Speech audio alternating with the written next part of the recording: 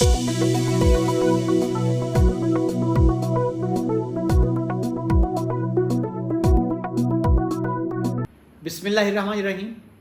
इब्तदा है रब करीम के इसमें अज़ीम से जो खालिक अर्ज़ समा है, मालिक शर्क व गर्ब है। दुरूद व सलाम शान कायनात जाने कायनात नबी मुकर्रम हज़रत मोहम्मद मुस्तफ़ा सल्लल्लाहु अलैहि वसल्लम पर। आमिर उस्मान आदिल अपने यूट्यूब चैनल और ऑफिशियल फेसबुक पेज पर पाकिस्तान और दुनिया भर में बसने वाले सफ़ीरान वतन को सलाम करते हैं।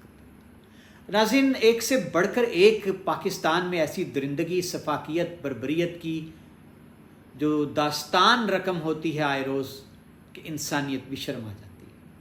ऐसा ही एक वाक़या रूनुमा हुआ है। गली मोहल्ले में दुकान करने वाला एक दरिंदा सिफ्त शख्स, जिसने न जाने उस बस्ती के मोहल्ले के कितने मासूम बच्चों को जो उसकी दुकान पर सौदा सल्फ लेने जाते थे पामाल कर दिया असलहे की ज़ोर पर। न सिर्फ ये कि उनको रोंदा, बल्कि उनकी वीडियोस भी बना ली और उनको असलहे के ज़ोर पर ब्लैकमेल भी करता रहा। नाज़रीन, बताया ये जा रहा है कि ये वारदात इतनी घिनौनी है और उस शख्स की दरिंदगी न जाने कब से वो इस बुरे फेल में लगा था कि 40 से 45 से ज़ायद बताया जा रहा है कि मासूम बच्चे उसकी हवस का शिकार हुए। जी नाज़रीन, आइए मैं आपको तफसील से इस वाक़े के बारे में आगाह करता हूँ कि ये वाक़या कैसे कहाँ रूनुमा हुआ। ये वाक़या पेश आया है जी ज़िला गुजरात के हमसाये में वाक़ ज़िला मंडी बहाउद्दीन में, शहर में, और महल्ला है ये फैज़ाबाद। महल्ला फैज़ाबाद में तारिक नाम का एक शख्स है, कौम जिसकी सेठ बताई गई है। इसने उस महल्ले में अपने घर में ही दुकान बना रखी है। जिस तरह अमूमी तौर पर होता है कि लोग घरों में एक जो अमूमी तौर पर बैठक होती है, ड्राइंग रूम होती है, या घर से मुल्का दुकानें बना दी जाती हैं और वहीं उनकी अकबी हिस्से में रिहाइश होती है। तो ये तारिक नामी शख्स ने वहाँ एक अरसे से करियाना स्टोर बना रखा है और बताया ये गया है कि इस दुकान के ऊपर इसने अपना एक कमरा ख़ास तौर पर अपने इस गंदे घिनौने फेल के लिए रखा है। इसके 2 और साथी हैं जो अब फ़रार हो चुके हैं FIR दर्ज होने के बाद, जिनमें वहाँ मकामी बताया गया मंडी बहाउद्दीन के बाअसर एक काउंसलर हैं या चेयरमैन हैं, राना मोहम्मद अली, उनका साहबजादा है राना अहमद अली, और एक उसका साथी है जो भी उनका अजीज़ बताया जाता है, अब्दुल्ला जिसका नाम। अब ये जो तारिक है इसकी उम्र कोई 35 बरस है और ये जो दूसरे इसके साथी हैं अहमद अली और अब्दुल्ला, इनकी उम्रें 16 से 17 बरस बताई गई। अब नाज़रीन, जो तफसील सामने आई है वो एक वाक़या हुआ इस महल्ले का ही एक नौजवान बच्चा है जिसका भतीजा इसका शिकार हुआ, तारिक की और दीगर जो इसके अब्दुल्ला और अहमद अली हैं उनकी दरिंदगी का। शान अली नाम का ये नौजवान है जिसका भाई बैरून मुल्क रोज़गार के सिलसिला में मुकीम है, उसी का बेटा था जिसकी उम्र 7-8 बरस है। वो भी हस्बे मामूल तारिक की दुकान पर कोई चीज़ लेने गया। महल्ले में दुकान है, ज़ाहिर है घर वाले भी बच्चों को भिजवाते हैं, ऐसा ही होता है। तो तारिक और इसके जो साथी हैं अब्दुल्ला और अहमद अली, इन तीनों ने उस मासूम बच्चे को गन पॉइंट पर उसके साथ बदफेली की, उसकी वीडियो भी बना ली और उसको डराया धमकाया कि अगर तुमने घर में ज़िक्र किया तो तुम्हें जान से मार दिया जाएगा।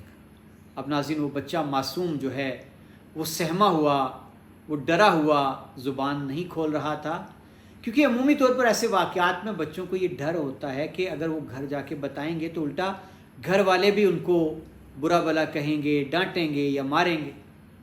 इस खौफ से बच्चे चुप रहते हैं, ब्लैकमेल होते रहते हैं।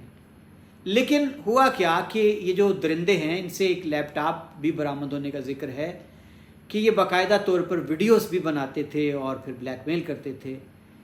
ये किसी तरह से वीडियो इस बच्चे की जो इनका शिकार बना, वो वीडियो कहीं लीक हो गई।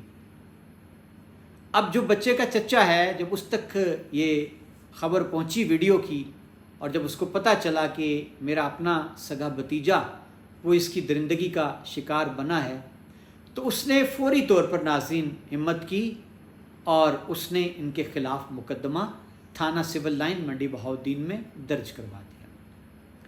अब ये जो दुकानदार है तारिक, ये तो मौका पर ही गिरफ़्तार कर लिया गया। ये तस्वीर आप इस दरिंदे की देखें, लेकिन इसके जो साथी हैं अहमद अली اور عبداللہ وہ بچ گئے، فرار ہونے میں کامیاب ہو گئے، حراست میں نہ آئے۔ پولیس نے 1-2 ریڈ بھی کیا، لیکن بعد میں پتہ چلا کہ شاید جس طرح دباؤ ہوتا ہے اور پولیس روایتی انداز میں کام لینے لگتی ہے۔ اب خبر یہ آئی ہے کہ ان میں سے جو ملزم ہے احمد علی، جو کسی کونسلر یا چیئرمین کا بیٹا ہے، اس نے عبوری ضمانت کرا لی ہے اس مقدمے میں۔ اب ناظرین، یہ جو شان علی ہے، اس نے جو ہمت کی، یہ بارش کا پہلا قطرہ ثابت ہوا۔ عمومی طور پر ایسے جو کیس ہوتے ہیں، لوگ ان میں اپنے محلے میں، آبادی میں، گاؤں میں اس ڈر سے کہ رسوائی ہوگی وہ بولتے نہیں، معاملات کو دبا دیتے۔